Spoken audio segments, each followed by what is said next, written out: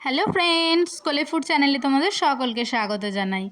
আজ আমি চিংড়ি মাছের মালাইকারি বানাবো। চিংড়ি মাছের মালাইকারি বানানোর জন্য আমি 500 গ্রাম চিংড়ি মাছ খুব ভালোভাবে ধুয়ে নিয়েছি। দেখো, এবার চিংড়ি মাছটায় 1 চামচ হলুদ, 1 চামচ নুন এবং 1 চামচ কাশ্মীরি রেড চিলি পাউডার দিয়ে খুব ভালোভাবে মাছগুলো মেখে নেব।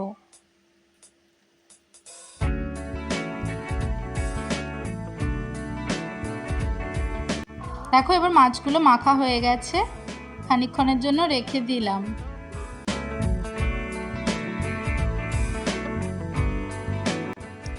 দেখো, কড়াটা গরম হয়ে গেছে।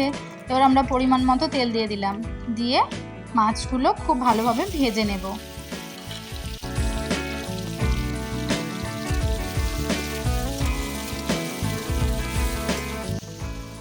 দেখো, মাছগুলো প্রায় ভাজা হয়েই এসেছে, আরও খানিকক্ষণ আমরা ভাজতে দেব। তাহলে এবার ভাজা হয়ে গেছে, মাছগুলো তুলে নেব।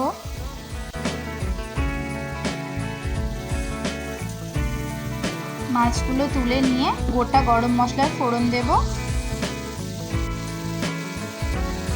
গোটা গরম মশলা আর কাঁচা লঙ্কার ফোড়ন দেব, দিয়ে কেটে রাখা পেঁয়াজগুলো খুব ভালোভাবে ভেজে নেব।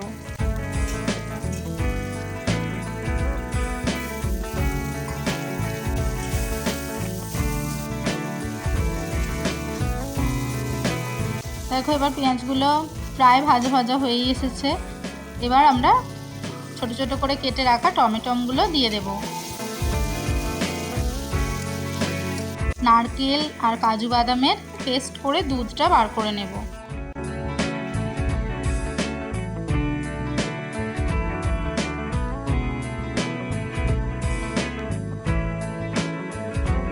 দেখো, এবার নারকেলের পেস্টটা থেকে দুধটা বার করে নিয়েছি।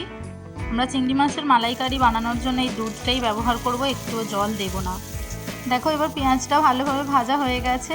এবার আমরা আদা রসুনের পেস্ট দিয়ে খানিকক্ষণ নাড়াচাড়া করে নেব। আদা রসুনটা ভালো করে ভাজা হয়ে গেলে তারপর আমরা নারকেলের দুধটা দিয়ে খানিকক্ষণ ফুটিয়ে নেব।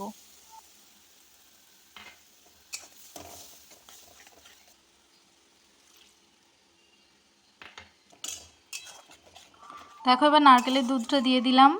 আমরা এবার এতে পরিমাণ মতো নুন, হলুদ, একটু জিরে গুঁড়ো, কাশ্মীরি রেড চিলি পাউডার দিয়ে ভালোভাবে মিক্স করে দেব।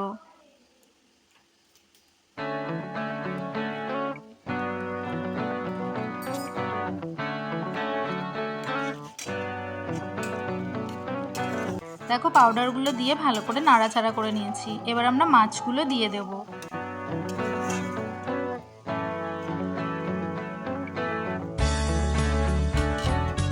মাছগুলো দেওয়া হয়ে গেছে, এবার নাড়াচাড়া করে নিলাম একটু।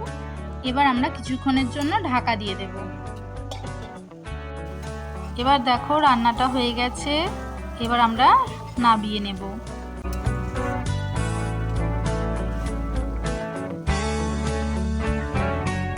দেখো, নামিয়ে নিয়েছি। ভিডিওটা যদি তোমাদের ভালো লেগে থাকে তাহলে অবশ্যই আমার চ্যানেলটায় একটা লাইক করে দেবে, আর সাবস্ক্রাইব করতেও ভুলবে না। অবশ্যই কমেন্টে জানাবে রান্নাটা কেমন হয়েছে।